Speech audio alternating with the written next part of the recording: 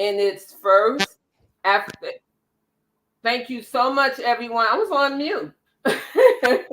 Thank you so much, everyone, for joining in this evening's kick off Chom's MEDI-HELPZ Foundation's first annual Black History event, which will be a month long. A month long, y'all. We ain't taking no breaks. We coming with heavy, heavy hitters. And so tonight, our kickoff event, we are so proud and honored that we have Miss Jessica Adams. Not only is Miss Jessica Adams a professional in her field, which is health insurance, but she is also the newest member of the CHOMS board. So we are so happy to have her, and we're looking forward to all the exciting things that she will be bringing to us and helping us to reach that group of African Americans who we can't, we might, as older adults, we might be able to reach them, but them having someone on point that knows what they're talking about, goes through and knows that lingo and all that, God blessed us. That's what that was. And so it's important for us during this Black History event, which we've named the Black Health History Month, that we come to the African American Black community, and we talk about those things that are important to us. We talk about those things that we didn't know about. Like during this month, if you don't walk away with learning at least one thing from our events, yeah, we need to talk. We need to have a side talk. We need to talk because the items that we will be discussing during this month-long event, once again, are topics that are important to us. We can no longer sit on the sidelines and blame anyone. We can't say, oh, well, this person's fault, that person's fault, the other person's fault. Our ancestors are looking at each of us and they're like, go, go, go, teach, because they didn't have that opportunity to. They had to sneak and teach. So as I tell everybody that asks me, they're like, Sandra, you doing 29 days? I'm like, you got that right. They assigned us the shortest month in the year. So we're going to take full advantage of that shortest month in the year. If you have questions where you would like to ask Jessica or myself, please go ahead in that react button and please click on, do the react, raise your hand so that you can come up on stage so that we can hear about those questions. Before we do get started, what I do want to do is I want to take the time to say to our sisters and brothers in Canada who also celebrate Black History Month. They just celebrated, I believe they celebrated in October. So they celebrate Black History Month, as well as Canada also has a Black History Month. So, woo, we're not the only ones. However, we are the ones that have the shortest month assigned to us here in the States, which, we can't change that, but we need to make sure that they know that we're here. We're not going anywhere. We have a ton of wealth as far as talent and gifts in the African American community. And rest assured that before the end of this month is over, they're going to take notice of all that talent that's floating in the African American community that's touching on topics that should have been touched on before that for some reason just weren't touched on.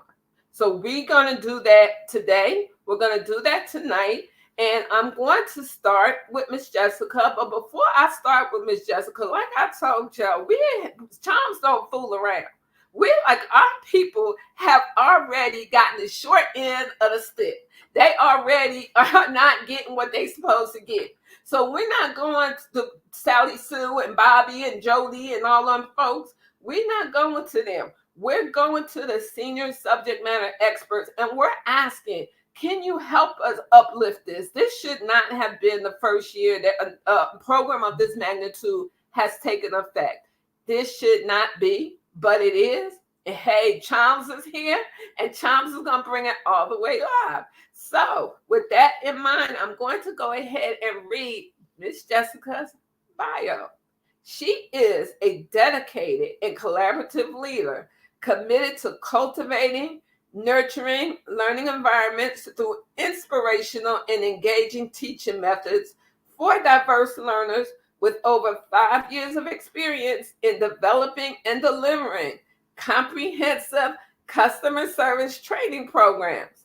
She has a proven track record. Yo, this is a young lady that has a proven track record as an accomplished training facilitator in enhancing team performance and customer satisfaction through engaging hands on instruction and targeted skill development.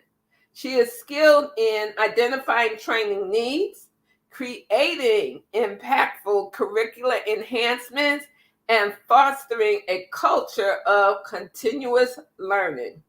She is a gifted observer with a knack for problem solving, proficient in leveraging innovative training methodologies to drive tangible improvements in service quality and efficiency, as well as having the ability to focus on the big picture without losing sight of the details. She is adept at mentoring and guiding teams and peers to exceed metrics while ensuring a positive and dynamic learning environment. Jessica's passion lies in teaching individuals how to maximize their health insurance, ensuring that they receive the care they need without bearing an overwhelming financial burden. She finds fulfillment in increasing awareness and knowledge within underserved communities, providing them with resources to make informed decisions. This commitment aligns with her personal mission of teaching and aiding others in achieving a better understanding of their health insurance. So before I introduce and turn this event over to Miss Jessica, where we can all sit back and do what our mission for Charms says we do, which is patient empowerment, patient engagement, and patient education. Before we get there, I want you all to show Jessica some love by hitting that react and giving her a heart to show her that we're all here with her this evening. We're listening, we're learning. And for those of you that are on Facebook listening, please do send her some love, send her some comments, send her whatever you can send her so that she knows that she is appreciated, because she could be doing anything. She a young lady. She could be out here doing anything. When she heard about our mission, she was like, I'm going to stop this train right here and I'm going to do something with this. So thank you so much, Jessica. And I'm going to go ahead and go put myself on mute, and I'm going to allow you to take over the show. Wow. Well, thank you very much, Sandra, for that very warm welcome. I don't really know how to follow up after all of that, but it was greatly appreciated. Thank you for introducing me. I'm very excited to be a part of Tom's at this time and joining the board. I am, as you mentioned, very new to the team. So looking forward to all of the new upcoming events and things that we have moving forward for the next year. I'm excited because it's also Black History Month, y'all. It is the first of the month. So I'm energized by that as well. And as we mentioned, we're going to take all 29 of those days. We started out with a week, and then we expanded to 28 days. And this year is leap year. So we're going to take all 29 and continue to be a part of this 365 being Black and being invested in this culture. So I'm excited to spend some time with you all this evening to talk to you a little bit more about, as Miss Sandra mentioned, my passion for health insurance and really helping our younger community really understand about the importance of uh, picking plans and understanding what's happening in their lives, and they're starting to transition, right? We can't stay young forever. I know there used to be a song, I might be showing my age here, where I'm talking about I don't want to grow up, but I'm a Toys R Us kid. Well, they don't have that anymore, but yeah, that is a tune that so many are singing. I know I felt like I was singing that, but you can't stop time. We have not all found the fountain of youth yet, so life continues. And so as life continues, there are are things that we need to take into account and think about our own health and how we're going to survive. And people don't really prepare us for that. I learned going through school, you just go through the motions, right? In this country, they don't really prepare you, especially in under funded communities, to teach you more about what's going to happen when you're an adult, right? Things are we're going to be learning about during the school time, where they teach us about mathematics, right, and algebra and all that. And you're like, well, how's that going to help me in my life?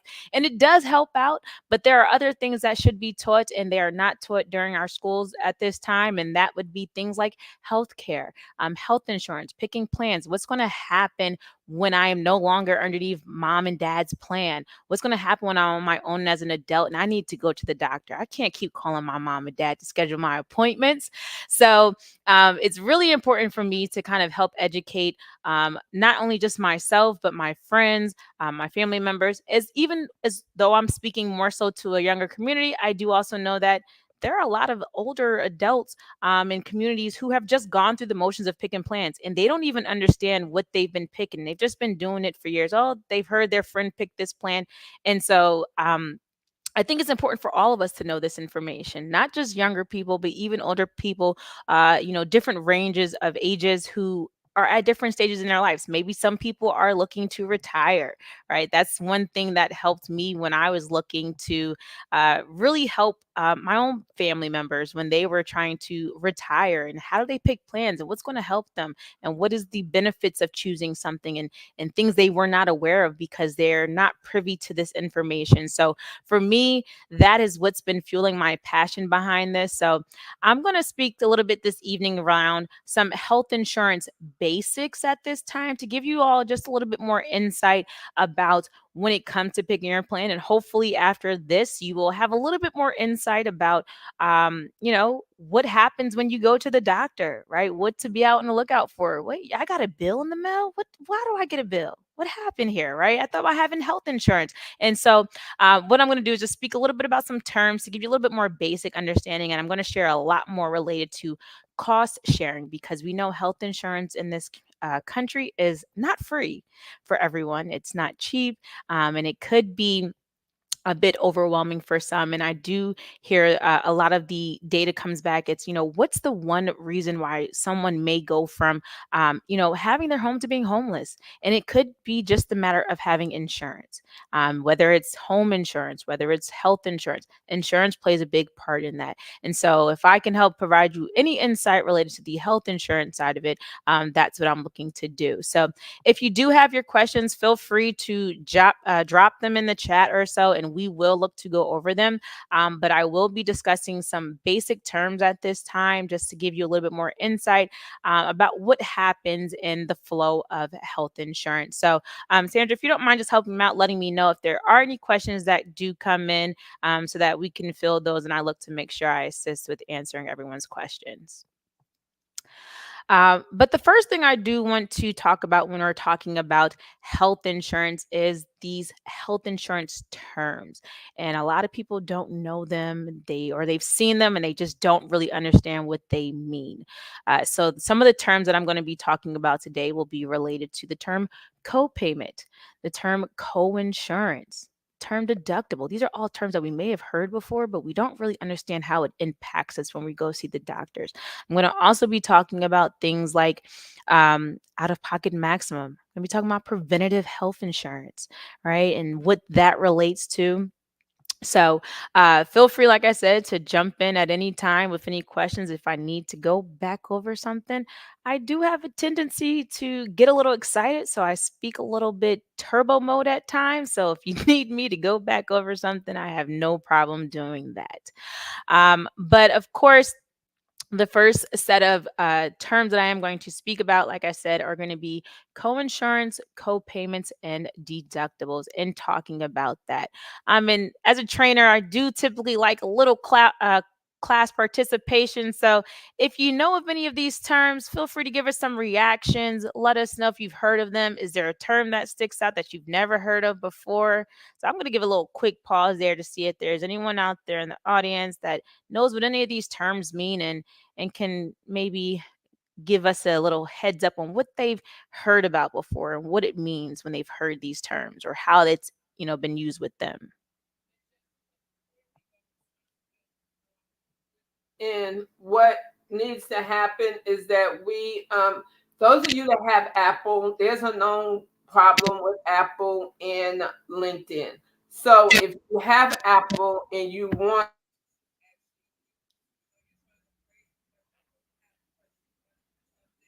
if it logs you out, just go ahead and click on so that you can.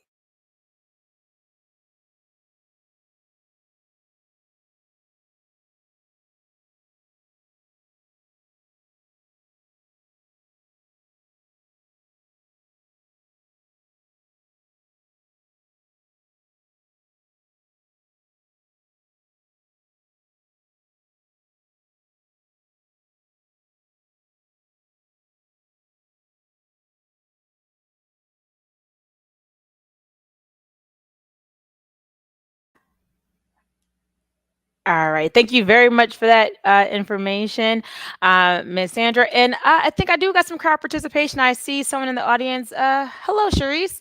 Yeah, the co-payment is the amount someone pays when they do go to a physician. It sounds like you've had to pay a few of those in the past.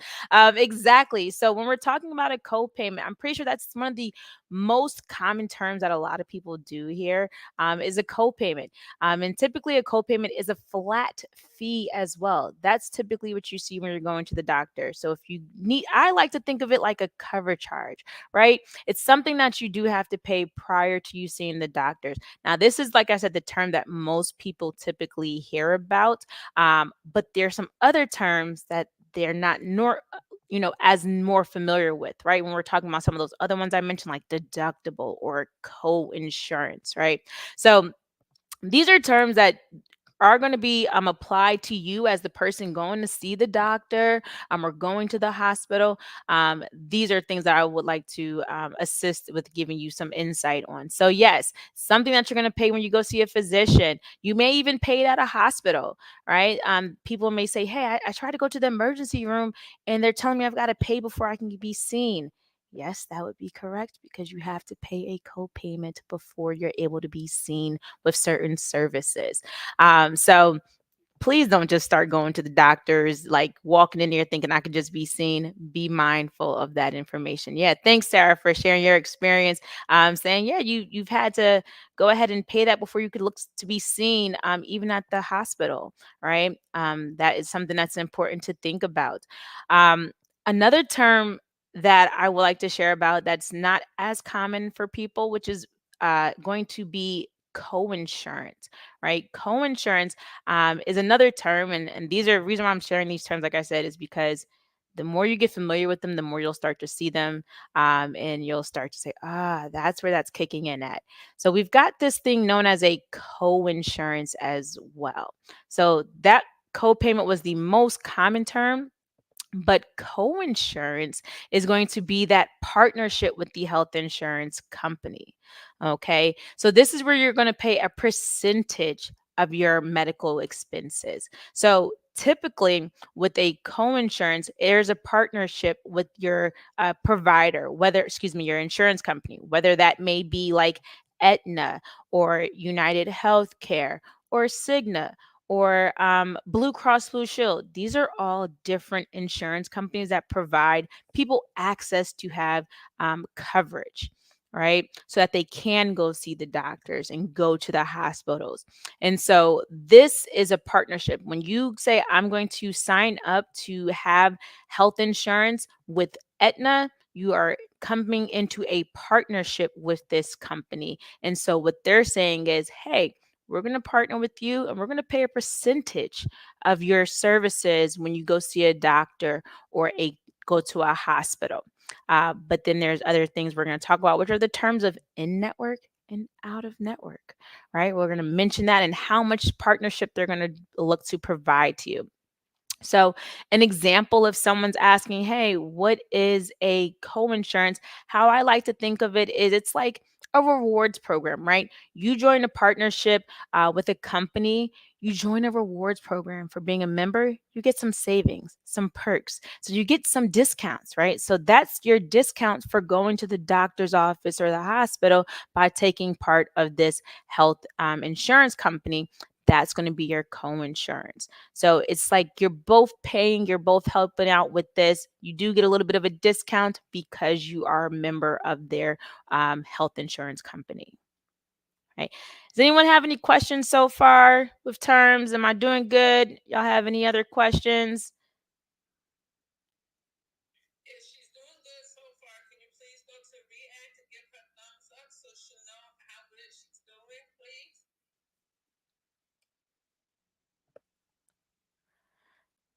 All right. Well, I'm gonna keep moving on a little bit because I got some terms, and I want to do open it up for questions and whatnot. But I do want to make sure that I give you that space. So I'm going to keep moving on a little bit to talk about one of these other terms, and this one right here. Oh wow, this is a big one that a lot of people are a bit confused about. They don't really like this term, but it's called the deductible. Oh my goodness, a deductible. Yes, the famous deductible. Does anyone here have car insurance? They purchased a car, you drive a car around. What happens if you get in some type of accident? The car insurance, keyword is insurance, the car insurance company is going to say, hey, we're going to help you out, but you got to pay this up front, right? That's your deductible, right? So, how I like to think about the term deductible is that the deductible is the amount of money that you've got to pay out of pocket before your health insurance company is going to look to step in and help out with that partnership program that they have with the co-insurance. That's where this deductible steps in at, right? And another tip that I like to think about when I'm hearing the word deductible is that I think of the word deduct, right? The word deduct means that something's being taken from me, and most likely it's my money. So I like to think about that way, to hear about a deductible.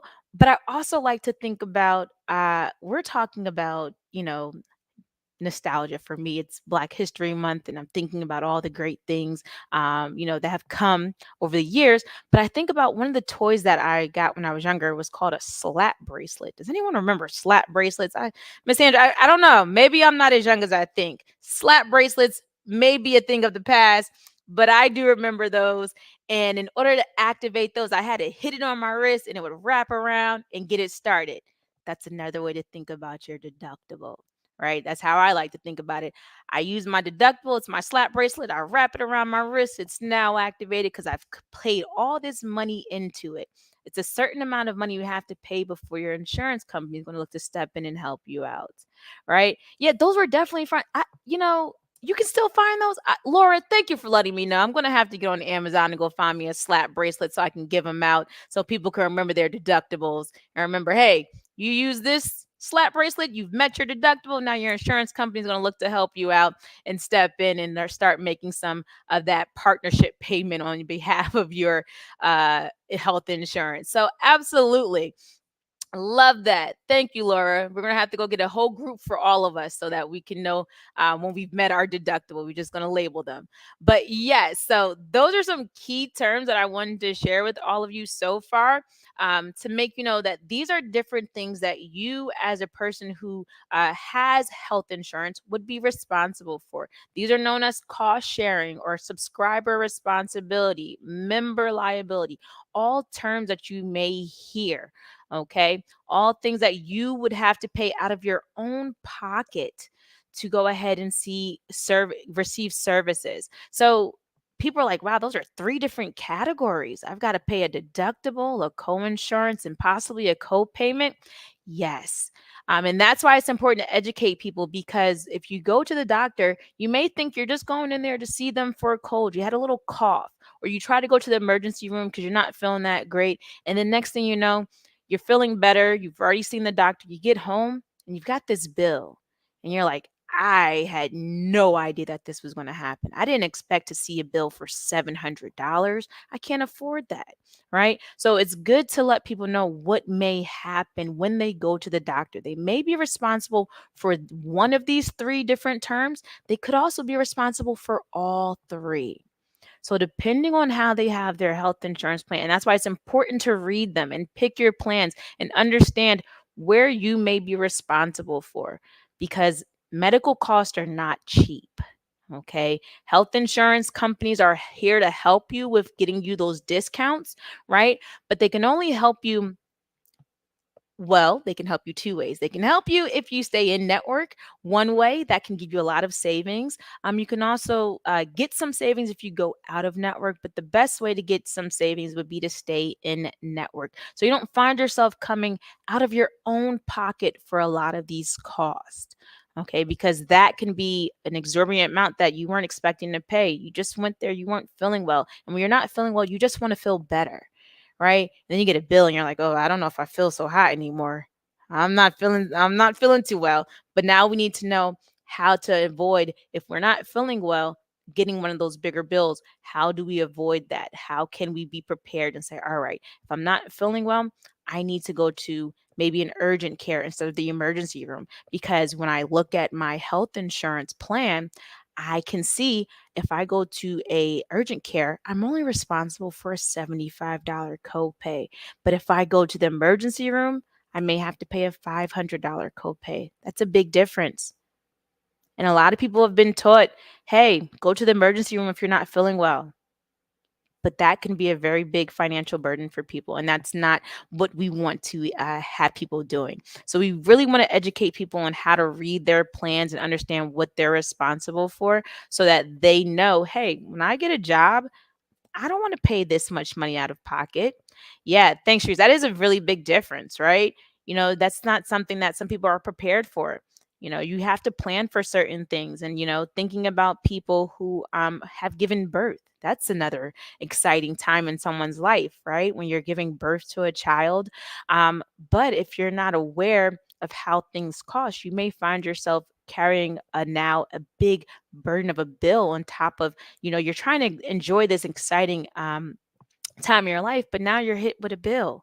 So it's important to educate people. I know for myself, as well as some of my friends, I have standing conversations about how to pick plans because it is very intimidating, right? You're not really sure what works for you and what doesn't. So being able to talk about some of these terms and seeing them when you get, information from your doctors or from the insurance company to compare is really, really important. Um, we get, has anyone ever heard, and I'm going to throw some other terms out here just to kind of fill where we're at. Has anyone ever heard of the term explanation of benefits? Have they gotten something in the mail that says this is not a bill, but this is an explanation of benefits?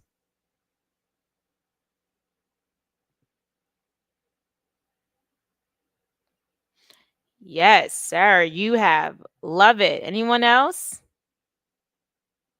All right, Sharice as well. I'm hearing that as well. There's absolutely, getting an explanation of benefits is going to be a breakdown of what you get, your services, which you receive from your doctor's office, right? And Yeah. before you go forward, Coach Pat had her hand up as well when you asked, has anyone heard of an EOB? And for those of you that are listening or watching the video later, please pay close attention to what she's getting ready to share with you in reference to the EOB, because it's something that we should all have in our hands at a certain point in time before we sip in one dime out of our pockets. So please, Jessica, go ahead. Yes, absolutely. Thank you. And so, yes, an EOB stands for an explanation of benefits, right? This is going to be when you have gone to the doctor, right? You've received some services. This is what the insurance company is going to send you to give you a breakdown of what type of coverage you just received, how much they billed the doctor's office billed them, what they were able to cover for you, and then what you would be responsible for. I know a lot of times you see this and you're like, I don't know how to read this. And you just kind of like let it go by the wayside.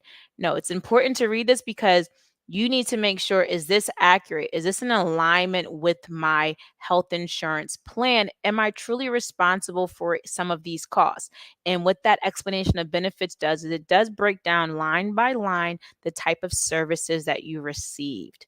Okay. So when you go to the doctor's office, and I'm going to give you an example of if you're not feeling well, or maybe you go, we'll start with if you're not feeling well, right? If you're not feeling well, they're going to bill it a line item, right? And say, hey, we treated this person for this service, and this is how much we're going to charge for it.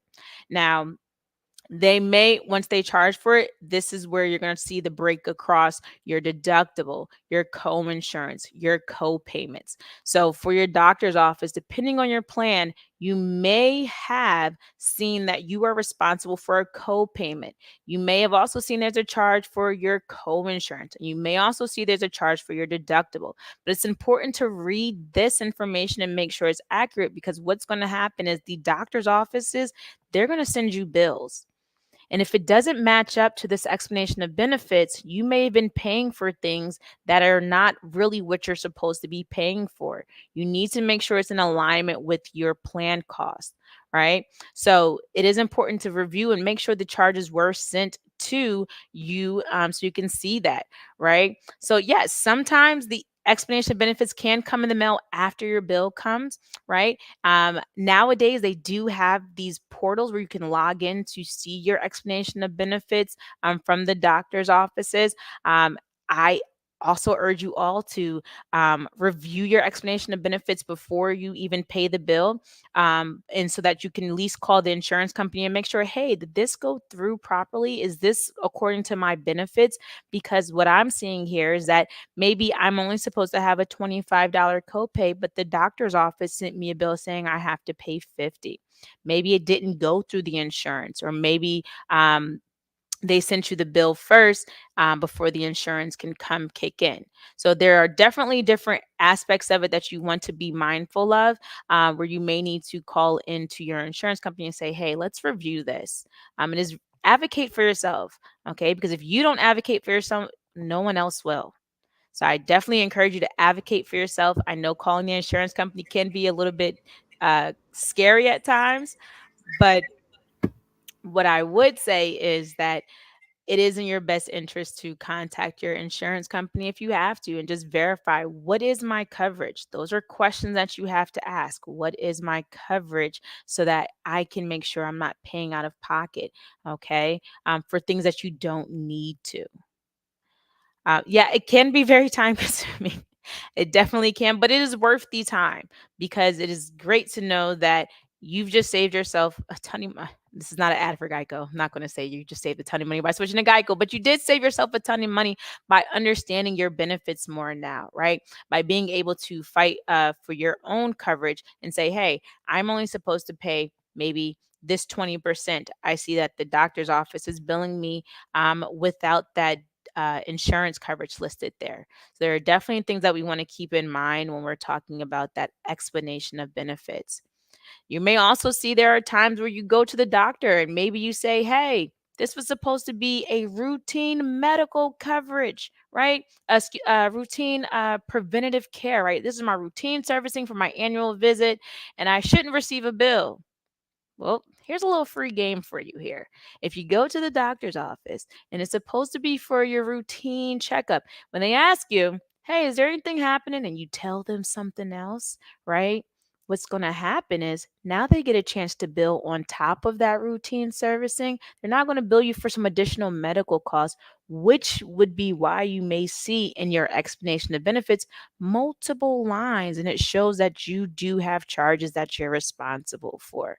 So it is really important during open enrollment times that we take a look at our plans and see what they really mean. Give it a breakdown, what you're going to be responsible for, because with health insurance, you are stuck with that plan for the year. Okay, you're stuck with that plan for a whole entire year unless you have what is known as a qualifying life event, which would be if you gave birth to a child, you got married, you moved to a place where you lost access to your coverage, or the more famous one for our younger people, you turned 26, you got kicked off your parents' insurance, and now it's your first time picking a plan.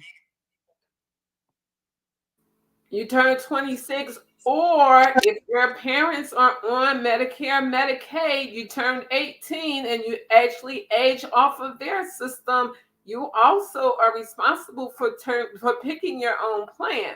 So if you know someone that is soon going to be 18, and maybe they're on Medicare, maybe their mom and dad are on a Medicare plan due to an illness, or maybe they're on Medicaid. It's important that you teach them, if they're 16 now, it's important for you to start sitting down and having some conversations, because all of these co-insurance, these deductibles, they have no idea what that is.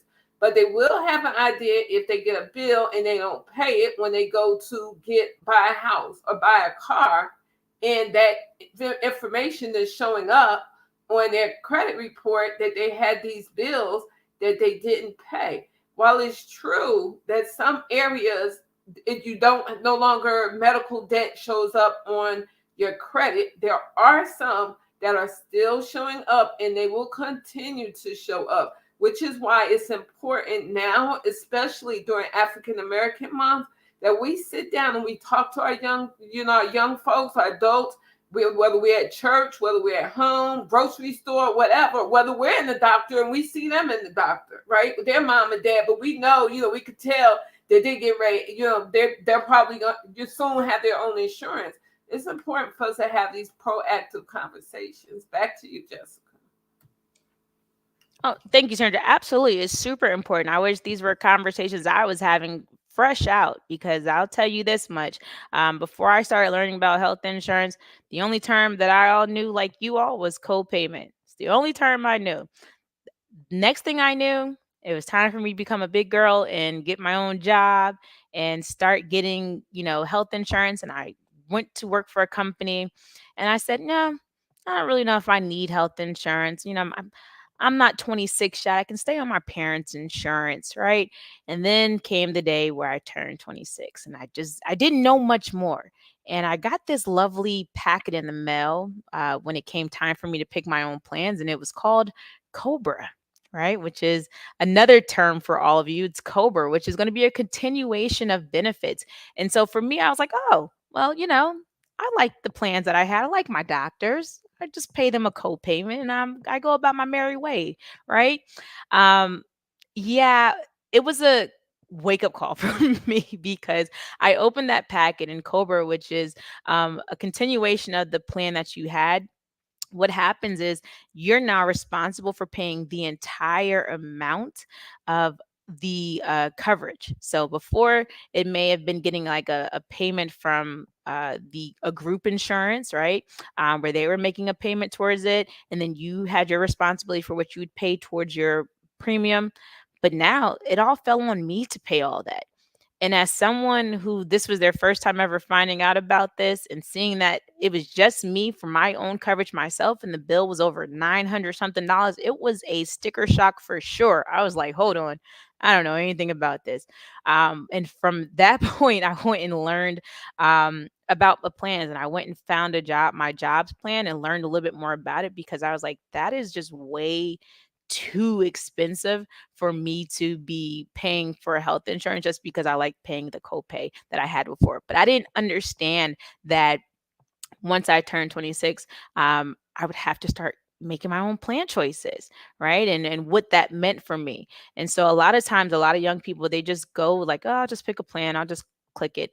But then I started getting bills. I started trying to go to the doctor, and I had to start paying things, and I didn't understand it, because I did not understand what it was to have a co-payment, what it was to pick a plan that had a high deductible, and that meant that I would have to pay all of that money before my slap bracelet started activating. I didn't realize that.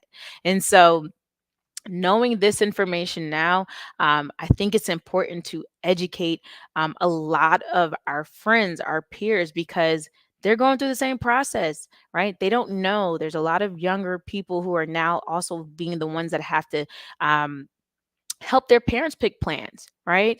And they're being the ones to say, okay, well, let's navigate through this together, but they don't even really know. And so it's a really great time for us to all sit down with each other and say, okay, let's talk about what this is and what that means, so that we don't get those sticker shocks, so that we know, okay, I know that I go to the doctor really frequently. Maybe I don't need a plan that has a big deductible. Maybe I need a plan that has no deductible or very minimal, because I can't afford to pay all this out of my own pocket up front. Maybe I need a plan that my insurance company pays 100% of my co-insurance, so that, I don't have to pay anything out of pocket for the services outside of maybe my co-payments. So these are all things that we need to take into account to remember, hey, when I'm picking my plan, this is important. This is my life. I have a lot of doctor's appointments coming up, or maybe it's like I got a $3,000 deductible that I have to pay. I'm gonna stay healthy. I'm gonna do what I need to do to stay healthy, so I don't have to go to the doctor and spend that money as much, right? Or educating us about different things on how we can find ways to offset if there comes a time where we may need to go to the doctor, and how can we put aside some savings for that. There's a lot of different accounts known as like a health savings account or a flexible spending account, depending on your plan type, will determine what you can use to save funds for the year, right? A flexible spending account is something that you can use to help you pay for cost of services up front for that year. That would be something that you can use, and you can load pre-taxable dollars into that. That is a great opportunity for people who know that, let's say they have some physical therapy coming up in the new year or so. They want to set aside some money that will allow them to be able to complete those physical therapy appointments without putting an additional financial hold on them. But the thing about a flexible spending account is it's a use it or lose it situation. You got that whole year to use it. So keep that in mind when you're thinking about different ways to save money to utilize for your health insurance coverages. Whereas a health savings account is going to be another option. I like to point this out for a lot of my younger people as well, because a lot of times we don't go to the doctors as often, right?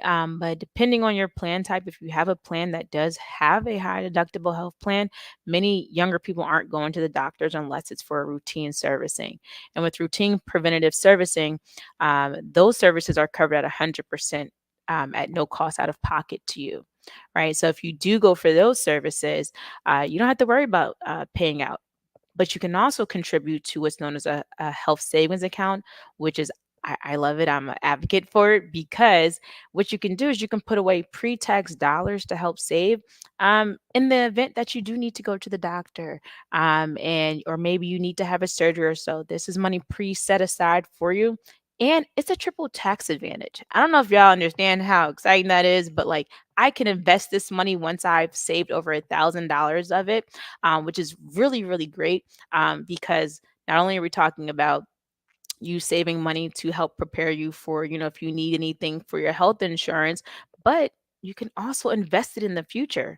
You can take it with you, regardless if it's for, one company or for another company, you can take it with you, unlike your flexible spending account. So these are definitely different terms that I want you to be mindful of, be on the lookout for, to think about. So you can start having conversations with your friends and family. Say, hey, did you know about this? Did you know I can save money and put money away for that in case of a rainy day, or I can use it for, other things. A lot of people think health savings accounts and flexible spending accounts are just for band-aids and things at the end of the year.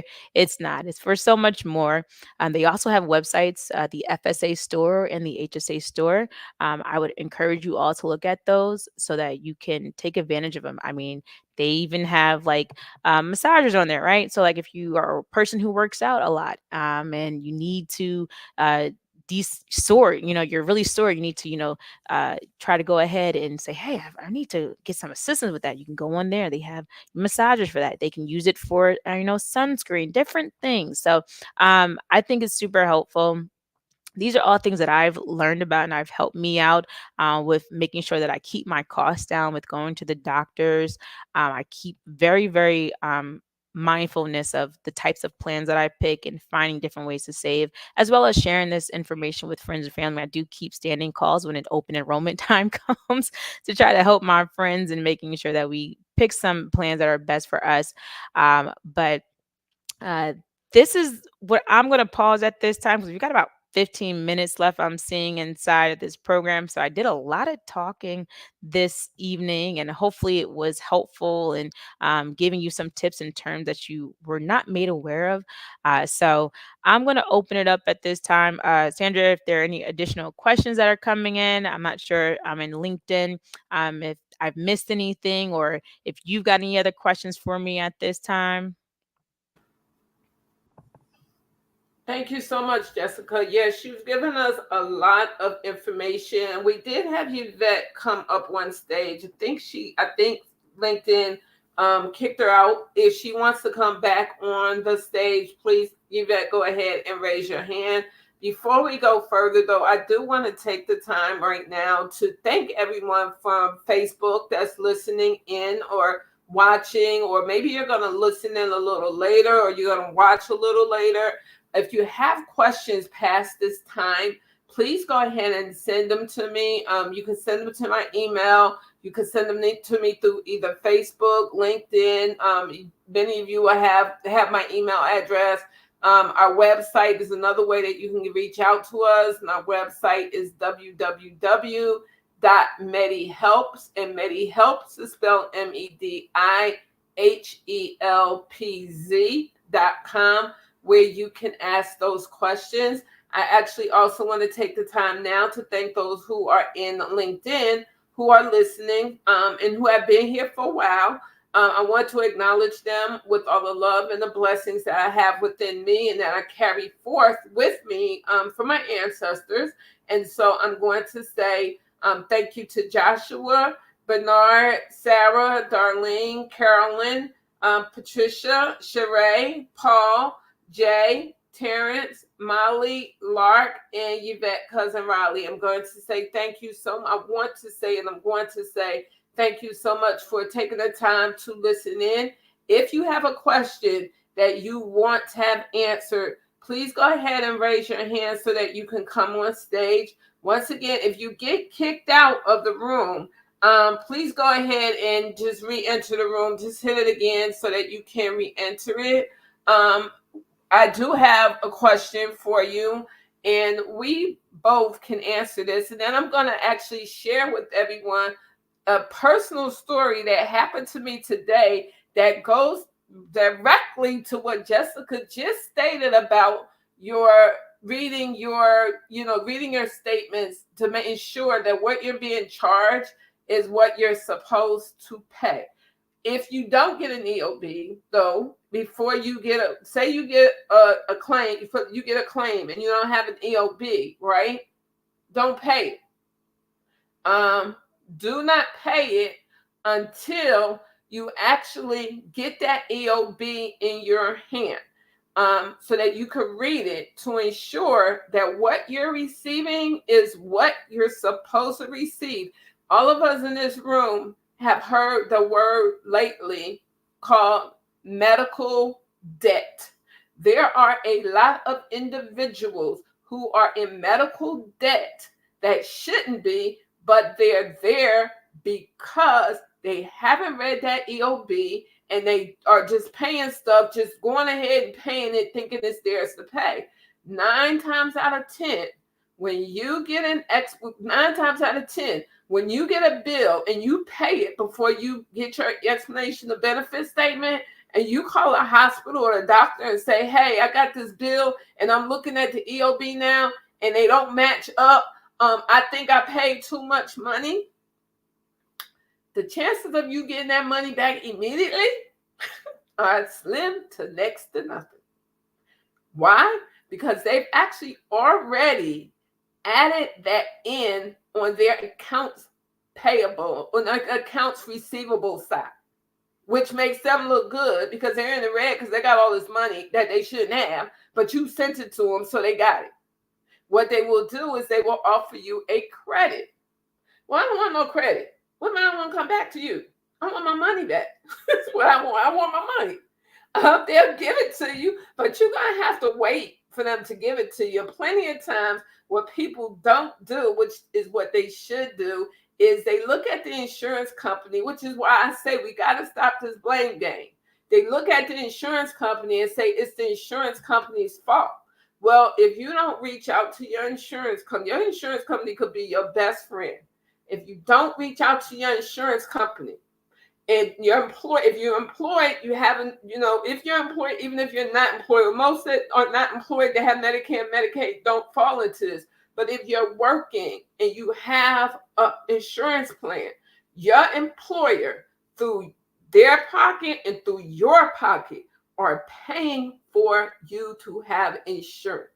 Why would you pay to have a service and not use it? So that's exactly what happens when you go to the doctor or you go to the hospital and you need help because you're getting billed, or you don't understand what the bill is, right? You don't call your insurance company and say, I need to get somebody on this phone with me that can help me, and I'll stay on the phone, or you can call me back because this bill came and it's not right. Use what you are paying for. Please stop throwing your money away and not using it. Your insurance company could be your best friend, but they can't be it because they're not mind readers. And if you don't know it, and this is going to go to a question that was asked in the chat. If you don't know it, are they going to tell you? Why would they? That's money you're taking away from them. Why would they? They're not going to tell you, which is the importance of having an organization such as Charms that's out here teaching you what you need to know so that you can stop spending all this money and losing your house and not eating and all this kind of stuff because you study, you're in this influx of healthcare. It's no reason for it. You have resources out here. You really need to go along to using them. And Sarah, you asked, does Medicare, Medicaid alert the client to the fact that your son or daughter is going to be 18 soon, and they'll actually be aging out of the system? So they need to get insurance on their own. The answer, it depends. The answer, you really need to know your resources. The answer, you can't depend on them to tell you anything, right? It's just not going to happen, which is why you really need to be taking care. You really need to be taking the advantage of the resources that are in your community that are there, set up for that. So should you have a question, you can go to them and ask. A lot of times we get mail that says United States government, Department of Health and Human Services, or whatever. And what we do is we put it on our dresser and say, oh, I'll get to it later. When is later? Right? Oh, I'll do that tomorrow. When is tomorrow? Tomorrow never comes, right? So we can't depend on Medicare and Medicaid telling us this. We can't not depend on them. We can't say, yes, they're doing it. No, they're doing it. But what we can say is there are a number, especially in the under-resourced and the vulnerable communities, that do not have this information. So when their children age out of the system, they don't have insurance. They just really don't until they go ahead and they get it. And trying to get your 18-year-old to sit down and pick out an insurance plan. I mean, hey, if you have had luck with that, that's great. But it's not, in reality, it's not going to happen. So before we go forward, I do want to call Paul is up on stage, and I'm not sure if he has something to say or if he wants to share some information, but whatever it is, I'm going to go ahead and allow him to do so. And Paul. Hi, Sandra and Jessica. Thank you so much for holding this space, and it was really insightful. And I'm kind of curious for you both. Over the past couple of years, I've been hearing a lot about health sharing as kind of the new version of health insurance, in the sense that works, and I'm just kind of going off of information that I was told and what I know, is that the way that it works is it's based off of your health and your age instead of how much money you make. And I'm kind of curious for both of you, like, what are your thoughts on it, or if you're even familiar with it, and just any kind of insight that you could share. Jessica, do you want to go first, or do you want me to go first? I can share. As far I do know that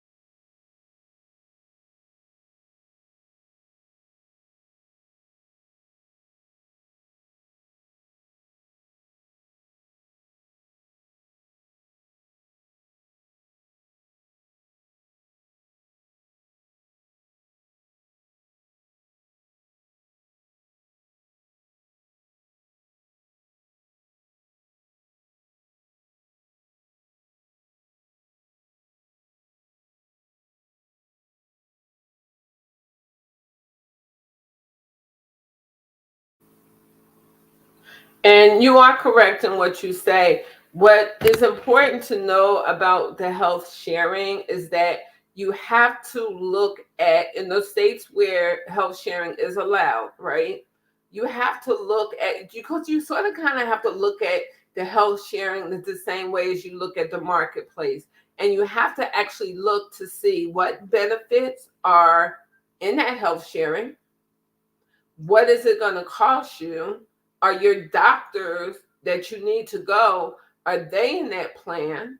Because if not, then you might want to say, okay, well, let me take a look at what's in the health market for those that are able to afford to pay for their own insurance. You might want to look at and say, hey, what, where am I going to do best at? Am I going to do best getting into a health sharing program, or am I going to do best going into the marketplace and paying for a plan off the marketplace so that I can ensure that I have the coverage that I need to have should I get sick? But rest assured, no one should be without health insurance, because we just COVID came in, her and her family set up shop and said we ain't leaving till we get ready to leave. And they still here, right? They still hanging on. They still here. They done brought their cousins, their aunts, their uncles. And meanwhile, while they doing all this with our health, right? Our health is suffering. So we definitely need to have insurance of some type, whether it's a health sharing program, whether it's a Medicare, Medicaid, Medicare program for those that qualify, whether it's, I'm going to do a concierge, and this is the other thing. I'm going to do a concierge service, right? Where you go to one doctor, you pay one bill. They set you up a lot of times with a payment plan. You pay that one bill for, what you need, but you need to know that when you go to a concierge service doctor, a lot of times they don't have privileges in a hospital. So if you has to be placed in a hospital, then you would actually have to see those doctors at a hospital until you were discharged. So all of that goes into the thinking of, okay, well, what insurance plan should I get? And there's so many other ins and outs and intricacies of health insurance that We don't want to just stop on, the health sharing, the HMOs, the PPOs, the EPOs, because there are others that are out here that each of us need to know about. And, and Paul, and I thank you so much for coming on stage and asking the question, because we all need to know, because there are many who are either, whether they're listening to it tonight or, going to watch it at a later point, are going to be like, well, what is health sharing? Well, what is this and what is that? And so that's why we're here tonight, to try, in this short period of time, to give out as much information as we can, to let you know that, hey, we're here. If you need help, reach out. If you're stuck, reach out and say, hey, what plan do you think I should go into? Due to my full-time day job, I'm not able to get into, well, here's the plans and explaining and all that. I can't do it. I'm being honestly transparent. I'm not able to do it, because then it's actually becoming a conflict of interest. However, I have 5 awesome board members that I can call and say, hey, this person needs this. Can you get it to them so that they can help you get the best out of your health care, help you understand those health insurance terms that you really need to be paying close attention to. So that is what I had to say. What I am going to do, because it's now 7:00, we're at the top of the hour. If anyone has a question, please go ahead and raise your hand. I am going to go ahead and let Jessica, our loving host, our loving guest, I'm going to let her close the evening out with her parting words. I am going to tell you that tomorrow is going to be just as lit as today is, because tomorrow we have author Rosa Antonini, and she will be discussing her book, Zero. And we have one person, I'm going to call her up on stage, Miss Darlene. She will be discussing her book, Zero Sum Game Defined. And you want to hear all about what she's doing with the proceeds from her book. Hold on for 1 second. I'm going to let Darlene up.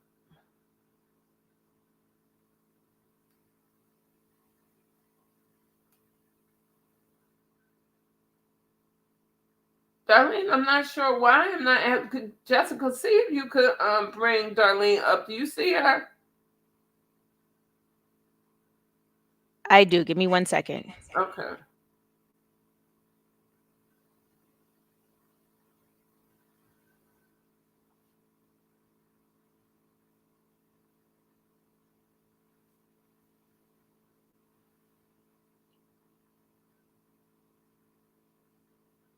Yeah, I'm unable to bring her on stage as well. Yeah, wow. I don't know what that's about. Let's give her. Darlene, if you can go out of the room and then come back in, tap to join and come back in, we could try to see if we could bring you on stage. Okay, so while we're waiting for Darlene, I'm going to let Jessica go ahead and give us some parting words, Jessica, please.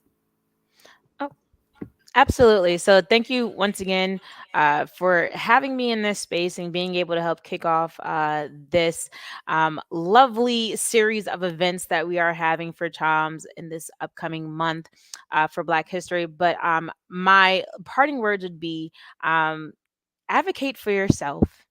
um, you know, get to know your health insurance company, get to know some of these terms, because it does impact your life. It does impact, your finances. It does impact how you can go about moving around with going to get care. And so I do just want to encourage you all to, give yourself an hour, right? 30 minutes to just, be mindful, take some time for meditation and being with yourself. And then, do something physical, right? That's my, time. Just give yourself an hour in the day to do that, because within that time, you'll be able to just sit still and be quiet and just say, okay, what do I need to do for me? And I think that that's really important for people to just think about, especially in these times. Your health is really important. And the more you take care of yourself, the less you'll also have to spend at the doctor's office, and having to use some of these cost sharing terms, and being, set with these financial burdens. So try to take at least an hour out of the day for you. 60 minutes. I know it may seem like a lot when you say an hour, but when you break it down, 60 minutes in the day, you deserve that for yourself. And, advocate for yourself. That's what things I would say moving forward, because if you don't, no one else will. And so I want you to feel empowered. I know it can feel scary when you're talking about dealing with health insurance companies and billing companies from hospitals and doctors' offices. But this is for you in your life, right? So advocate for yourself and make the time for yourself.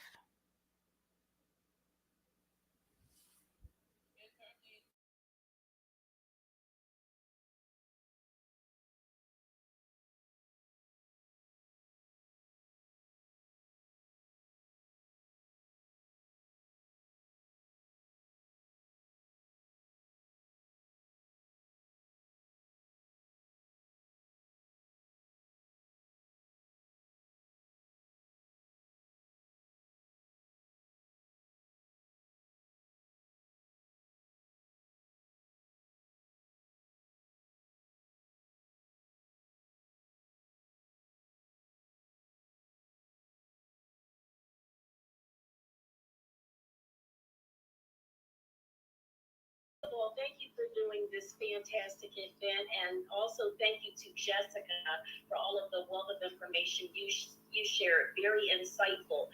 I did have one question of an experience that I had with falling into the infamous donut hole when trying to fill a prescription for my husband's inhaler.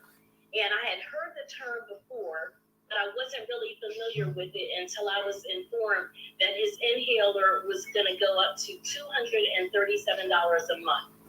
And that's when I first got to the point that I needed to get more familiar with the whole donut hole. Fortunately, I was able to ask enough questions to find out that there was a generic available of the inhaler that went costing $0 instead of $237. But if you could just share a little bit of insight on that. I know that we're running short on time, but it really caught me by surprise.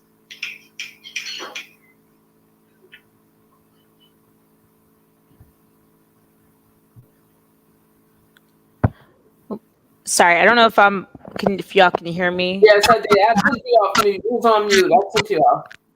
Okay. Just let me. Okay. Darlene, can you hear me as well? Yes,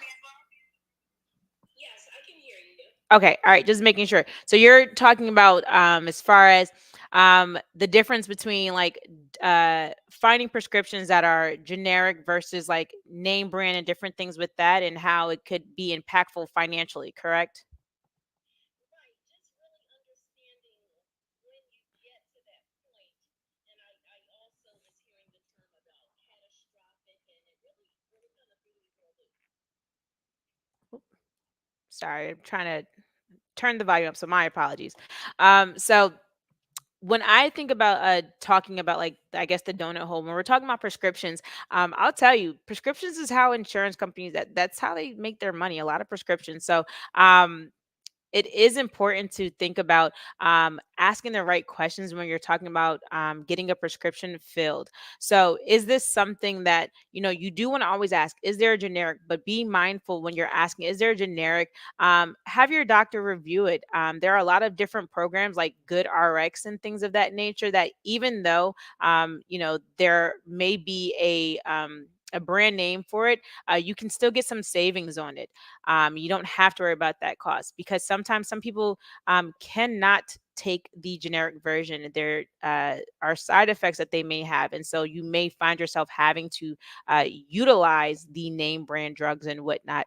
But it is really important to just have those conversations with your doctor's offices and let them know, because there is funding out there to be able to save money if you do need to utilize these different prescriptions that are, name brand versus generic.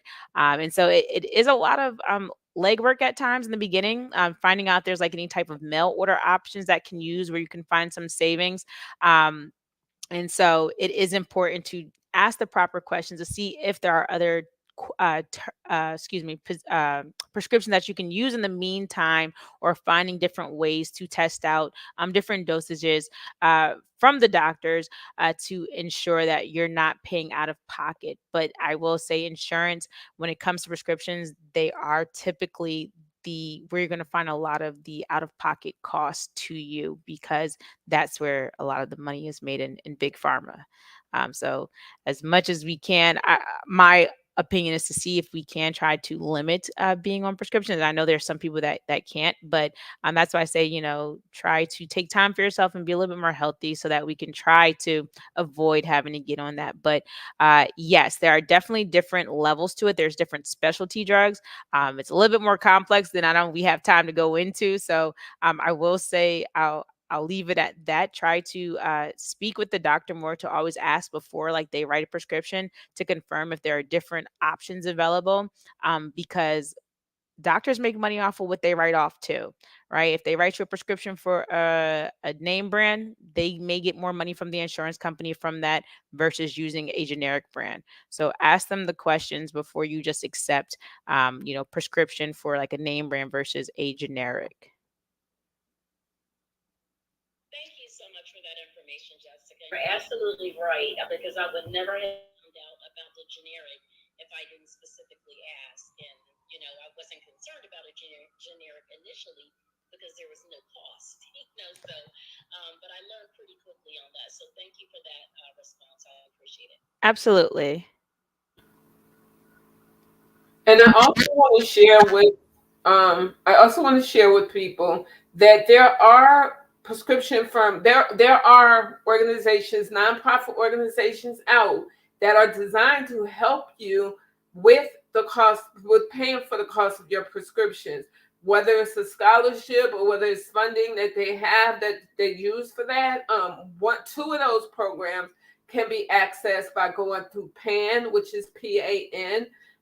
They help. They do have, of course, they do go by your income, but they do have grants that are available for people to help them pay for certain prescriptions.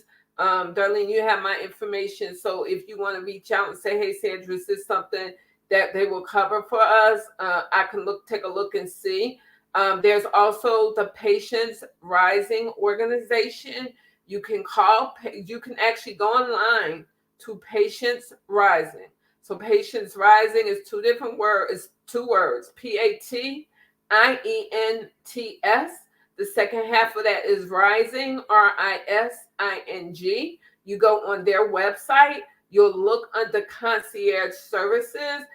They will actually be able to also assist you with finding the prescription or finding a lower cost for you to get your medication.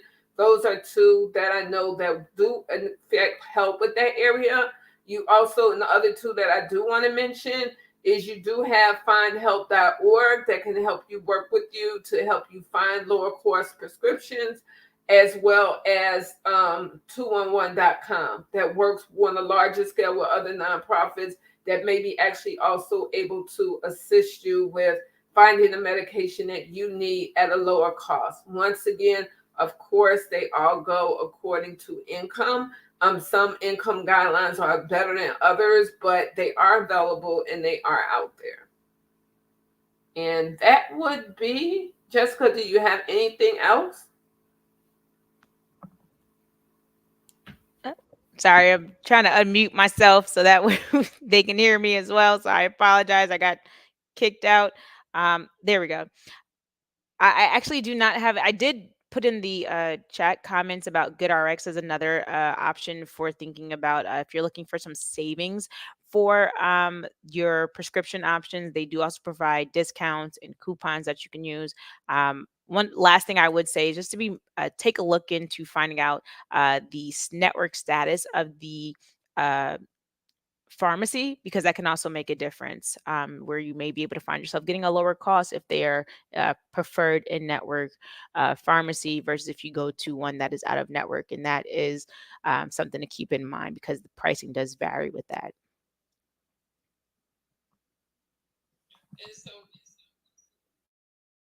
With that being said, I want to wish everyone a very, very lovely evening. Thank you so much for joining us tonight. Please stay on the lookout for the remaining month. The remaining month of February, as stated when we first began, we have a different senior subject matter expert coming to love on the African American community and all that support the initiatives put forth by us to have the same access as everyone else has. That's what we want. We want to actually have the same access that everyone else has to good quality health care. So with that, I'd say good evening and thank you again for coming. Thank you, everyone. Have a great evening.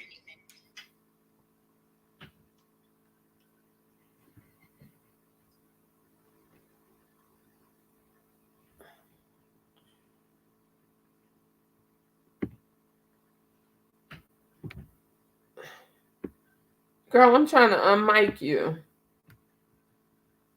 Oh, I'm unmuted. Oh, okay. Hold on for 1 second.